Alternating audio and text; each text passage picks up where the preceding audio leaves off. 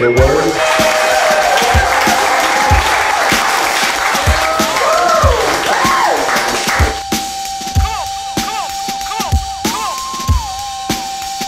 Written up in the New York Times.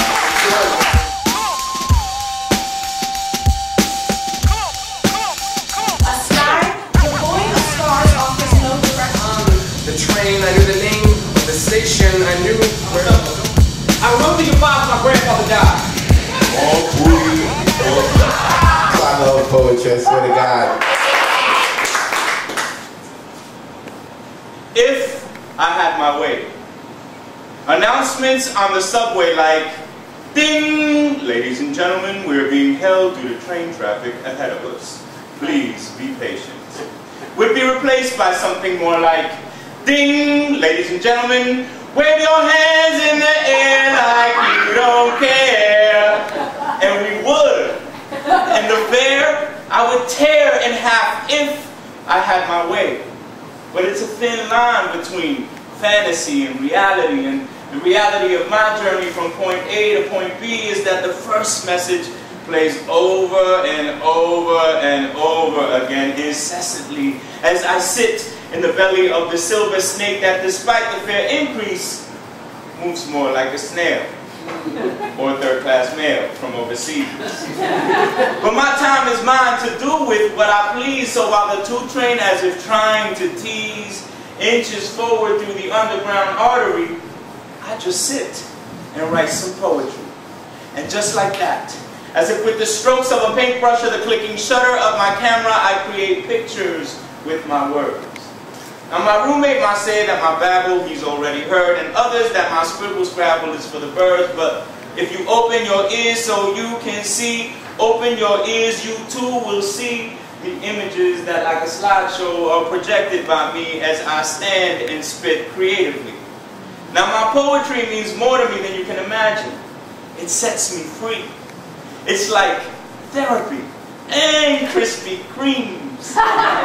It's like that special place that I've created in my dreams where the thugs are fly but never mean, and where there are no drugs for which to fiend.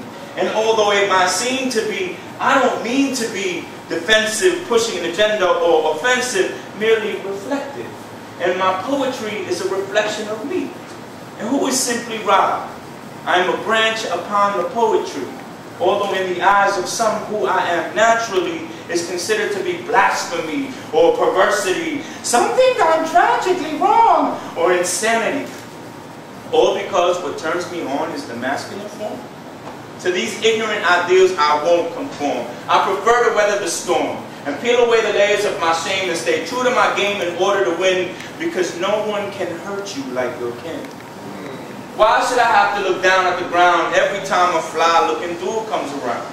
And if I had $1 for every time a smoking or not so hot looking mommy spun her tits like they were jewels on a crown as she says, "Oye papi, ¿cuál es tu nombre? You gay? What a waste of a man." I'd be Donald fucking Trump, which would make my day because I could have my way and I wouldn't know shit about those delays on the subway. What do y'all think about that phenomenon about the sagging pants? Right? Well, personally, I kind of love it. More booty for me. So this is a piece called I Can.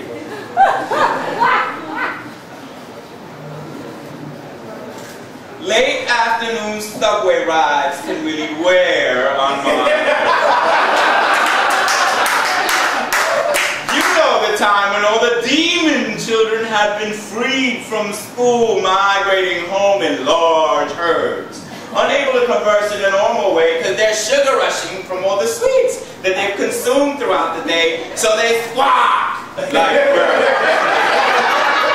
routing each other out in screaming matches to ensure that his joke is laughed at and that her point is heard. So I escaped my subway rides from hell by losing myself in what I call the eye candy shop. Cause this is New York motherfucking city, and there's a lot of fly-ass motherfuckers riding the train. I love it, cause they're usually all around the car, so I indulge by dividing my attention, sampling this one and tasting that one with my eyes, visually stuffing my face, getting my fill. And there's a new flavor that I didn't like at first, but that I seem to have acquired a taste for, the ones that come partially unwrapped with their pants sagging below their butt cracks.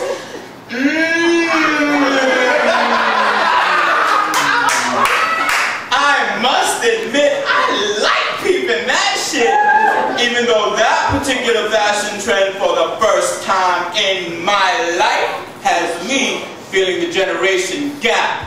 The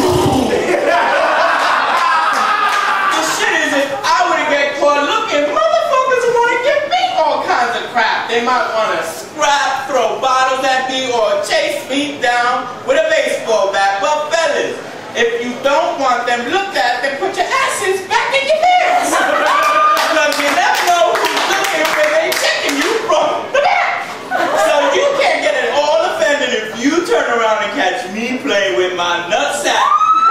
For all you know, I just had a little itch that needed to be scratched. Let me put it this way. Imagine you just turning to look the other way if some female was exposing her rack. But I know none of y'all motherfuckers will want to see it like that.